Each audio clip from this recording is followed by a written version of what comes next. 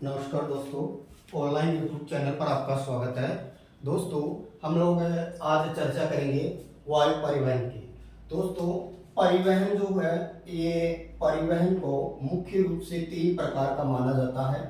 परिवहन मुख्य रूप से तीन प्रकार का माना जाता है। पहला है वायु परिवहन, दूसरा हो जाएगा जल परिवहन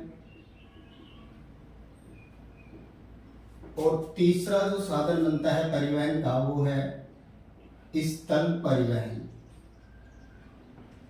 तो दोस्तों, परिवहन के ये तीन प्रमुख साधन बनते हैं: वायु परिवहन, जल परिवहन, स्थल परिवहन। वायु परिवहन ये दो प्रकार का होता है। आंतरिक, जो देश के आंतरिक राज्यों के अंतर्गत, और जो कहें कि जो हमारे जो नजदीकी जो देश हैं निकटतम, उनको सेवाएं उपलब्ध कराता है। एक विदेशों को सेवाएं उपलब्ध कराता है। तो ये आंतरिक और बाह्य या अंतरराष्ट्रीय, और बात कर सकते हैं अंतरराज्य, ये दो प्रकार का हो सकता है। ये भी दो प्रकार का बनाएंगे, इसको भी आंतरिक व बाह्य। उसी तरह से इसके अगर हम लोग पाठ बनाते हैं स्थल परिवहन, तो इसके अंतर्गत आता है रेल परिवहन। रेल परिवहन के अलावा इसमें हम पढ़ेंगे सड़क परिवहन, और सड़क परिवहन के अलावा हम लोग पढ़ते हैं पाइपलाइन। तो दोस्तों, स्थल परिवहन में रेल, सड़क व पाइपलाइन को शामिल किया जाता है। जल परिवहन दो प्रकार का होता है, आंतरिक व बाह्य, यानी देश के आंतरिक राज्यों के अंतर्गत आपस में, और एक अंतरराष्ट्रीय स्तर पर। दोस्तों, परिवहन के ये तीन प्रमुख साधन हैं। इन तीन प्रमुख साधनों में से हम सबसे पहले बात करें वायु परिवहन की। तो ये वायु परिवहन जो है, ये परिवहन का सबसे महंगा साधन माना जाता है। सबसे महंगा साधन वायु परिवहन है। लेकिन ये महंगा तो है, लेकिन ये सबसे तीव्र माना जाता है। सबसे महंगा है और सबसे तीव्र वायु परिवहन का साधन कौन है? तो वायु परिवहन है। लेकिन दोस्तों, सबसे सस्ता कौन सा साधन है परिवहन का? तो सबसे सस्ता साधन है वो है जल परिवहन। और याद रखिए, भारत का लगभग 95% जो व्यापार होता है वो जल मार्गों के माध्यम से होता है। क्योंकि भारत के तीन तरफ जलीय क्षेत्र है। दक्षिण में हिंद महासागर है, पश्चिम की तरफ अरब सागर है, और पूर्व की तरफ बंगाल की खाड़ी है। इसलिए भारत के कुल व्यापार का लगभग 95% व्यापार जो होता है वो जल मार्ग से ही होता है। इसके अलावा दोस्तों, रेल, सड़क व पाइपलाइन ये हम स्थल परिवहन के अंतर्गत पढ़ेंगे। सबसे पहले आज हम पढ़ते हैं वायु परिवहन। तो दोस्तों, माना जाता है विमान का आविष्कार किया राइट बंधुओं के द्वारा माना जाता है। लेकिन ये माना जाता है कि जो रामायण में उल्लेख मिलता है पुष्पक विमान, उस पुष्पक विमान उड़न खटोला, जिसको कि रावण सीता जी को उसमें लेके जाता है, वो एक विमान ही था दोस्तों। लेकिन उसे मान्यता नहीं मिलती है, इसलिए माना जाता है आविष्कार भारत में हुए हैं, लेकिन इस तरह विदेशियों को मिला है। भारत के अंतर्गत हम वायु परिवहन की शुरुआत करें, उससे पहले कुछ अंतरराष्ट्रीय स्तर पर हम लोग बात करते हैं। दुनिया का लगभग 60% वायु परिवहन का जो जाल है ये यूएसए के अंतर्गत व यूरोप महाद्वीप के अंतर्गत है। उत्तरी गोलार्ध के अंतर्गत है ये वायु परिवहन का जाल ज्यादा है, जबकि दक्षिणी गोलार्ध में विरल जनसंख्या होने के कारण वायु परिवहन का जो है विकास बहुत ही कम हुआ है। तो दोस्तों, सर्वाधिक वायु परिवहन का अंतरराष्ट्रीय स्तर पर अगर हम लोग बात करें तो इसका सबसे ज्यादा उपयोग करता है वो कौन करता है? वो करता है संयुक्त राज्य अमेरिका। बात कर रहे हैं भारत में, तो भारत में वायु परिवहन की अगर हम लोग बात करें शुरुआत कब हुई, तो भारत में वायु परिवहन की शुरुआत हुई 1911 में। 1911 में वायु परिवहन की शुरुआत कहां से की गई?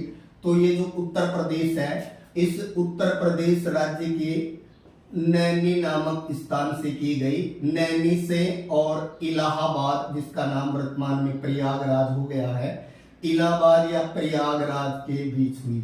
नैनी से इलाहाबाद के बीच भारत में वायु परिवहन की पहली बार शुरुआत की गई। किस राज्य से की गई? उत्तर प्रदेश से की गई। और याद रखिएगा ये किस विभाग में की गई? तो याद रखिएगा डाक विभाग में। तो डाक विभाग में वायु परिवहन का प्रयोग करने वाला विश्व का पहला देश भी कौन है? हमारा भारत ही है। भारत में 1911 में इलाहाबाद से नैनी के बीच डाक भेजी गई थी विमान के माध्यम से, और यहीं से वायु परिवहन की दोस्तों क्या मानी जाती है? शुरुआत मानी जाती है। इसके बाद में 1933 में दोस्तों याद रखिएगा 1933 में इंडियन एयरवेज कंपनी की क्या हुई, स्थापना हुई। इसके बाद में जो पहली जो विमान सेवा जो है यानी एयर बोर्ड की अगर हम लोग बात करें, एयर बोर्ड, भारतीय एयर बोर्ड का गठन कब हुआ, 21 सितंबर 1919 को किया गया। भारतीय एयर बोर्ड का गठन 21 सितंबर 1919 को हुआ और 1933 को इंडियन एयरवेज कंपनी की स्थापना हुई।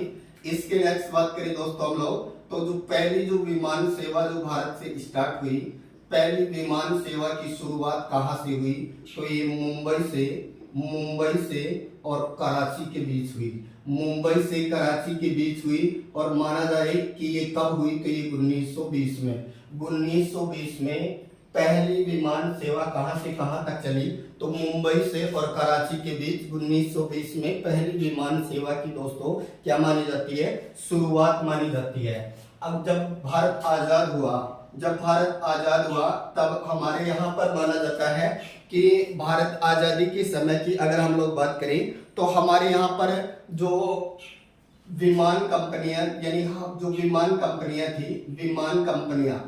कंपनी कितनी थी, 11 विमान कंपनियां थी। और बात करें कि 61 हवाई पट्टियां थी जो कि रियासतों की अधीन थी दोस्तों।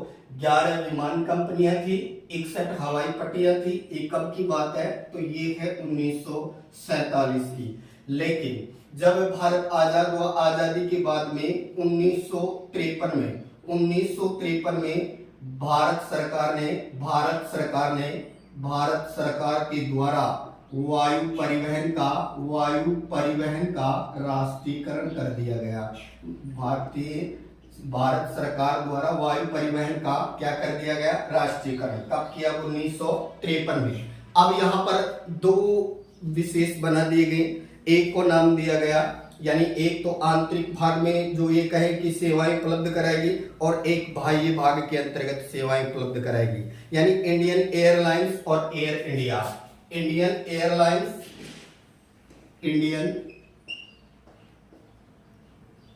एयरलाइंस और दूसरा बनाया एयर इंडिया।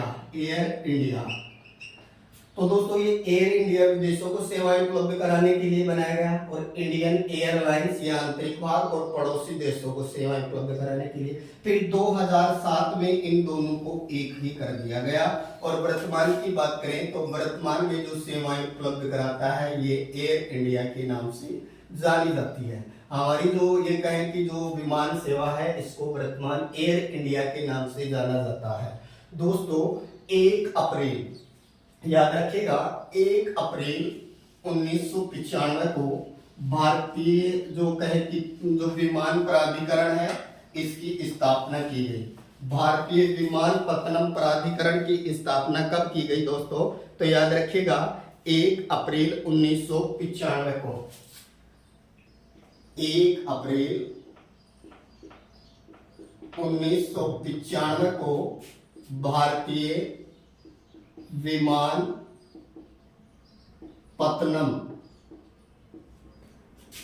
प्राधिकरण की स्थापना हुई। भारतीय विमानपत्तनम प्राधिकरण की स्थापना हुई। दोस्तों इसका जो कार्यालय है वो नई दिल्ली में है और इसका जो निगमित कार्यालय है वो मुंबई में है। निगमित जो कार्यालय है वो कहाँ है, मुंबई में है। और वैसे इसका कार्यालय कहाँ है, तो दिल्ली में है। 2 कार्यालय है, नई दिल्ली में है और निगमित कार्यालय इसका मुंबई में है। 1 अप्रैल 1995 को इसकी स्थापना की गई भारतीय विमानपत्तनम प्राधिकरण की, जो कि ये कहें कि जो हवाई अड्डे वगैरह और विमान सेवाओं की ये क्या करता है दोस्तों, देखरेख के तौर पर इसको जाना जाता है। इसका मुख्यालय नई दिल्ली और निगमित मुख्यालय कहाँ बताया है, मुंबई में। अब दोस्तों एक बात और ध्यान रखना, कई बार पूछ लेता है इसका शुभंकर, तो इसका जो शुभंकर यानी लोगो, शुभंकर या लोगो की अगर हम लोग बात करें, शुभंकर या लोगो की अगर बात करें तो ये है महाराजा। एयर इंडिया का लोगो क्या है, महाराजा। और उड़ते हुए उड़ते हुए हंस में, उड़ते हुए हंस में कोणांक कोणांक का चित्र मिलेगा। उड़ते हुए हंस में कोणांक का चित्र मिलेगा। इसका शुभंकर है वो महाराजा है, यानी उड़ते हुए हंस में नारंगी रंग का ये कोणांक चक्र जो है इसका चित्र मिलता है। कोणांक चक्र का चित्र मिलता है उड़ती हुई, और इसका शुभंकर महाराजा है। कार्यालय 2 है नई दिल्ली, निगमित कार्यालय मुंबई है। प्राधिकरण की स्थापना 1 अप्रैल 1995 को हुई, और प्राधिकरण का कार्य क्या है? तो दोस्तों इसका कार्य है विमान सेवाओं की देखरेख करना। अब हम बात करते हैं कि जो भारत के अंतर्गत जो मुख्य अंतरराष्ट्रीय जो हवाई अड्डे हैं वो कौन है और किस किस राज्य के अंतर्गत हैं। तो अब हम अंतरराष्ट्रीय हवाई अड्डों की बात करेंगे दोस्तों यहाँ। तो सबसे पहले हम बात कर लेते हैं इन अंतरराष्ट्रीय हवाई अड्डों की संख्या। अगर वर्तमान की बात करें तो 23 है। ये 23 अंतरराष्ट्रीय जो हवाई अड्डे हैं इनकी हम लोग यहाँ बात करते हैं। तो इन अंतरराष्ट्रीय हवाई अड्डों को याद रखने के लिए दोस्तों एक तरीका अपनाएगा, शॉर्ट ट्रिक लेते हैं, ध्यान से समझना। एक लड़का है, उस लड़के का नाम है वीर राजीव। वीर राजीव नाम का एक लड़का है, उनकी वाइफ का नाम इंदिरा है, और इंदिरा के अंतर्गत है ओपरीपराई की क्या है? बीमारी है। इसलिए उसको लेकर के वो गोपीनाथ महाराज के पास में जाते हैं और अपने 2 पड़ोसियों को साथ ले जाते हैं। एक पड़ोसी शेख है और दूसरे पड़ोसी का नाम सरदार है। यानी ये कहे कि वीर राजीव नाम का लड़का है, इंदिरा उनकी वाइफ है, गोपीनाथ के पास में उसको लेके जाते हैं। शेख और सरदार उसके पड़ोसी साथ जाते हैं, और जैसे ही महाराज के पास जाते हैं महाराज ने अपने गुरु को याद किया, और महाराज ने अपने गुरु को याद करके क्या कहा? उन्होंने कहा जय गुरु शिवा बाबा, जय गुरु शिवा बाबा। इतने में ही उसके अंतर्गत जो भी बीमारी थी वो तेज हो जाती है। तो अब राजीव से यानी राजीव के पकड़ से बाहर होती है, तो वो अपने पड़ोसियों को कहता है, शेख सरदार को, किताबों किसको? इंदिरा को। फिर इसके बाद में महाराज मंत्र पढ़ता है ओपरीपराई निकालने का। प्रयोग मत करना दोस्तों, मंत्र है भंग मंग कोची काली त्रिदेवी कोयली। भंग मंग कोची काली त्रिदेवी कोयली। जैसे महाराज ने मंत्र पढ़ा, उसने कहा कि महाराज मैं तो पल्ली हूं।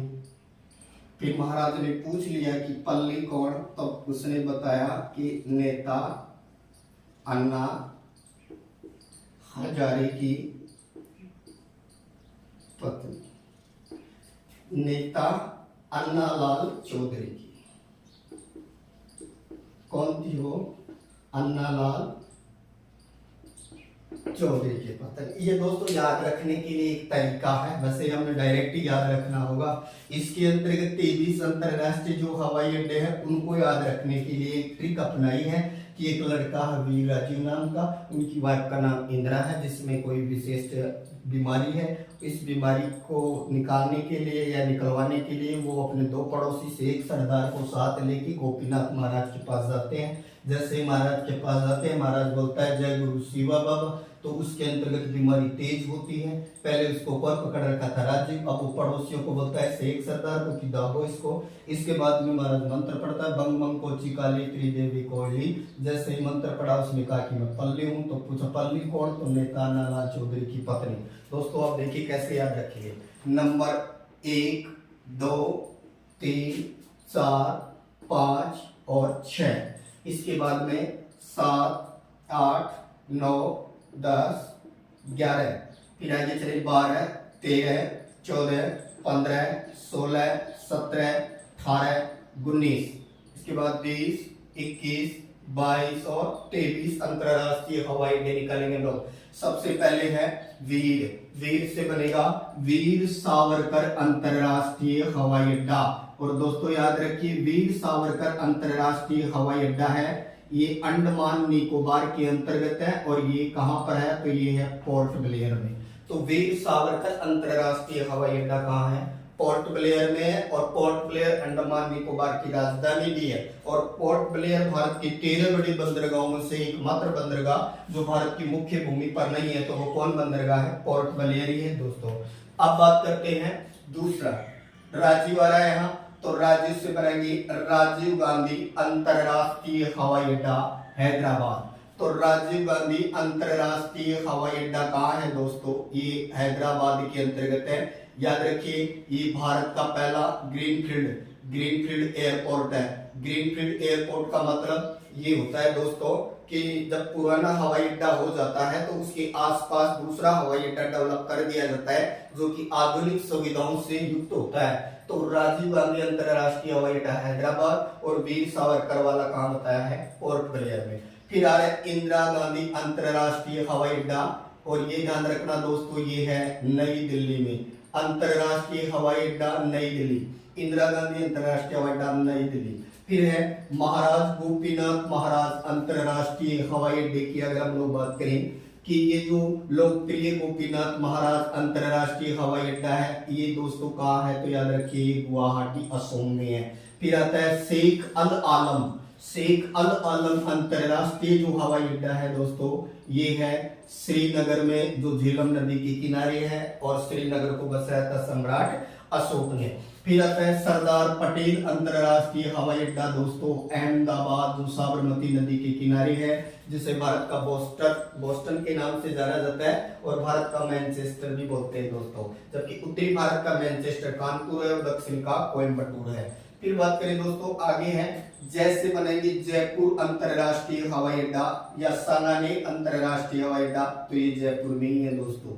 जयपुर अंतरराष्ट्रीय हवाई अड्डा ये राजस्थान का सबसे व्यस्त है। फिर है गुरु रामदास अंतरराष्ट्रीय हवाई अड्डा, और दोस्तों ये गुरु रामदास अंतरराष्ट्रीय हवाई अड्डा है, ये है अमृतसर में, पंजाब के अंतर्गत। फिर है शिवाजी महाराज अंतरराष्ट्रीय हवाई अड्डा, और ध्यान रखिए शिवाजी महाराज अंतरराष्ट्रीय हवाई अड्डा मुंबई में है।